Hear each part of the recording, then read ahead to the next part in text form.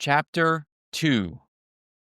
What do you have to show for your life? Anything you cannot relinquish when it has outlived its usefulness possesses you.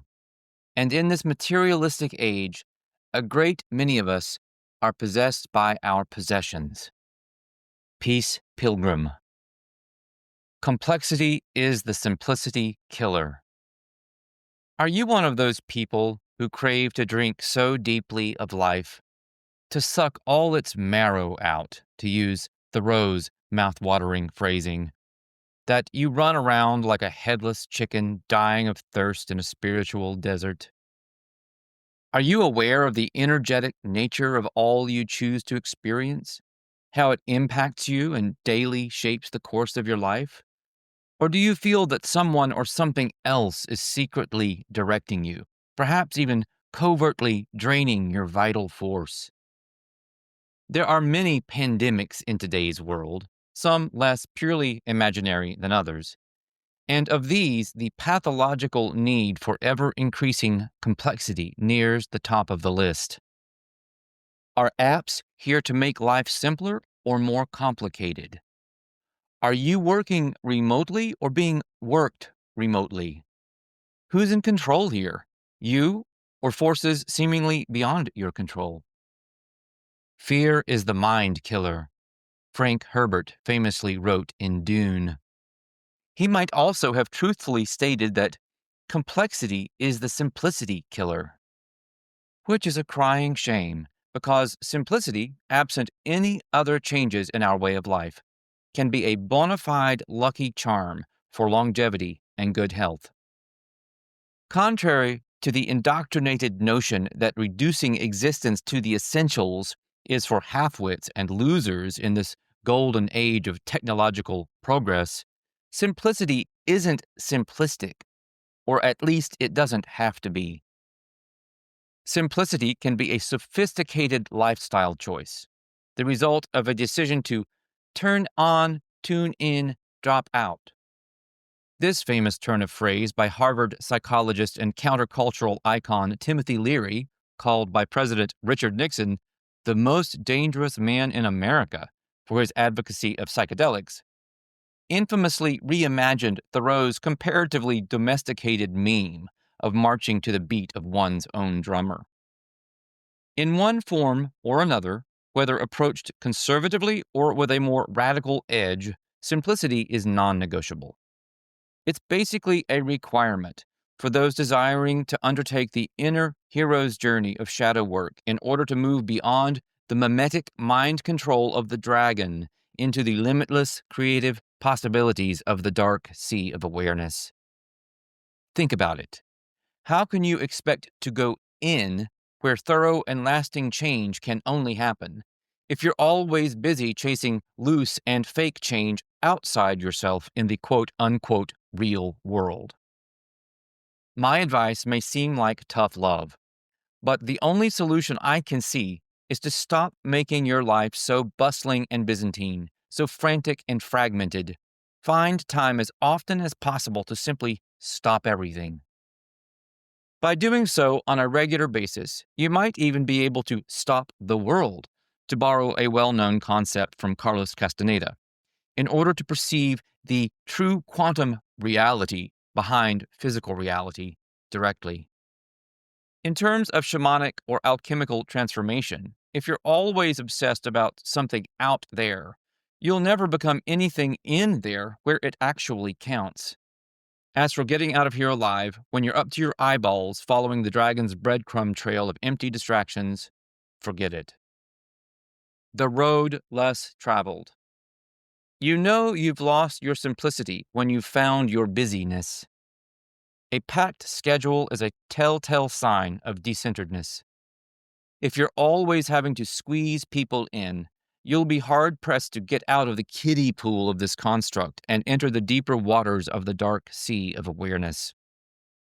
Goal-oriented behavior is slickly marketed in this externalizing age, material success being the name of the game here in the desert of the real, to reference Morpheus cribbing Jean Baudrillard. All the while, our personal and collective stress over getting shit done depletes, harms, and even kills.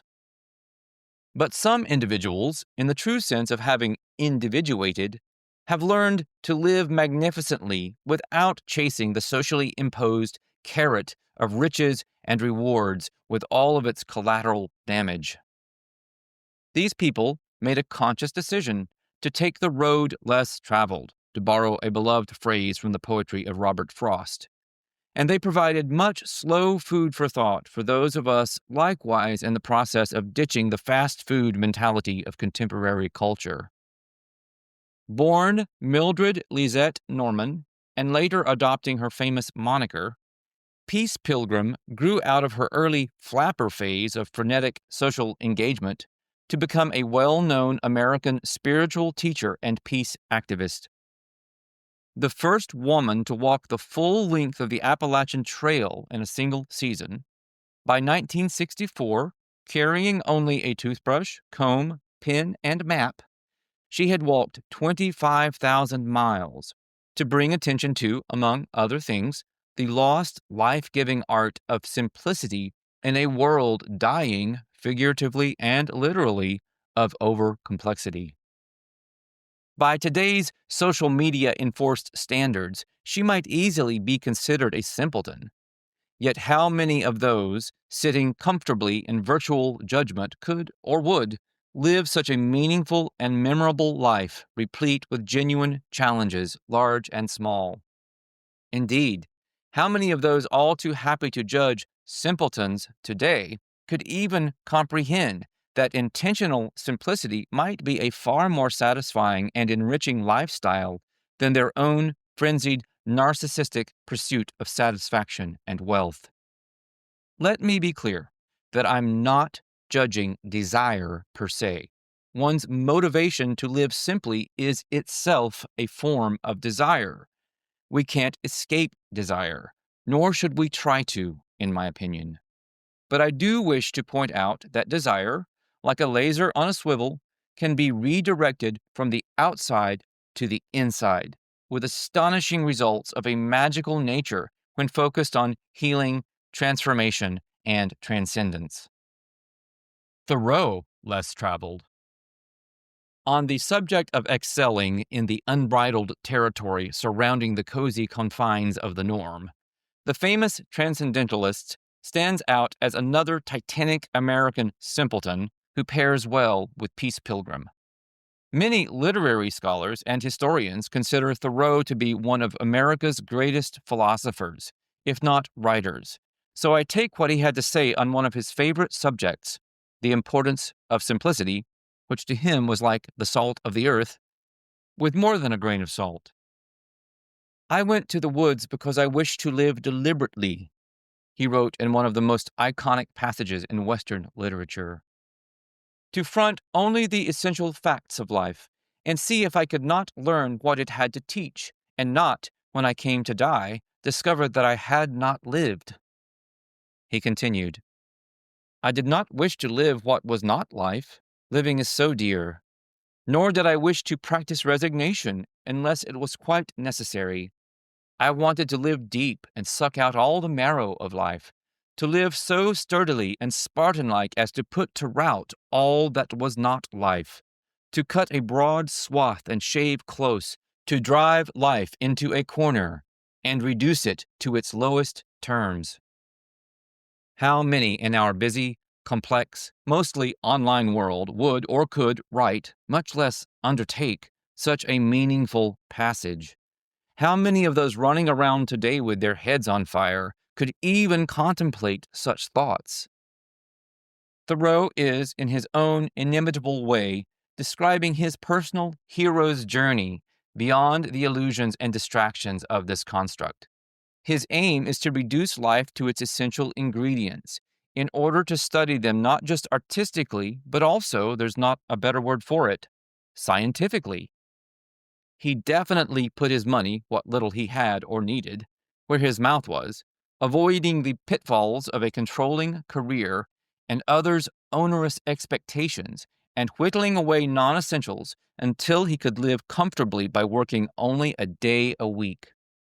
Much of the rest of his time he spent pursuing his passion, writing, and the world is a less dark place for it, having received a major lesson from the woods at Walden as to effective ways to practice civil disobedience that would eventually inspire none other than Mahatma Gandhi and help free India from the clutches of British colonialism.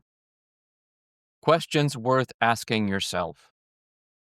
As children, we're instructed to live well and strive to be the best we can be. But we're rarely encouraged in good faith to contemplate for ourselves what living well and being our personal best actually mean for us as individuals. Instead, we accept the party line. I sum that up in my forthcoming novel, Beginner's Luke, Adventure of an Imaginary Lifetime, an ideal fictional companion to this book, as agreeing to tick off the appointed stages one by one through midlife crisis to forced retirement to doddering senility to death without dignity. Given the patent absurdity of the modern experiment, some paramount questions for those of us seeking to have a profound existence are: whom or what am I living for? Am I living merely to live up to others' notions of me? How would I know that I'm living well and striving to become my best version of myself? Is life a series of products purchased or processes processed? What's the ultimate point of this existence if not to acquire wealth and position? Is that erratic, critical, overbearing voice in my head truly my own, or someone or something else's? Consider writing down your honest answers to these questions in your journal. Then be sure to review your responses after finishing this book and actively beginning to cultivate more personal power. Simplicity as an antidote to mental illness.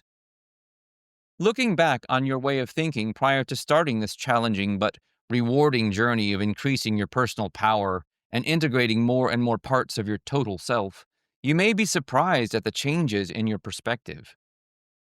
You may even come to see your previous responses to the above questions as showing signs of cognitive dissonance or even emotional instability.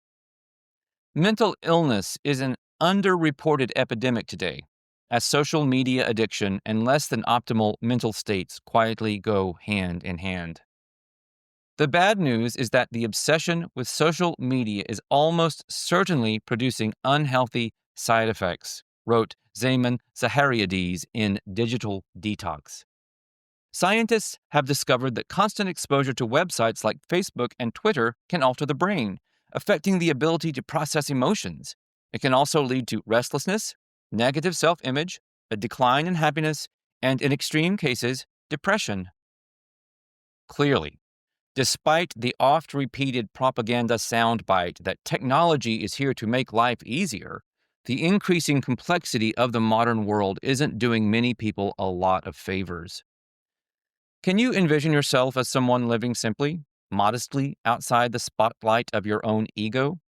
Can you imagine creating enough time and space in your daily existence to take the deep dive of the hero's journey beyond your everyday consciousness into the subconscious and unconscious waters of your own corner of the dark sea of awareness?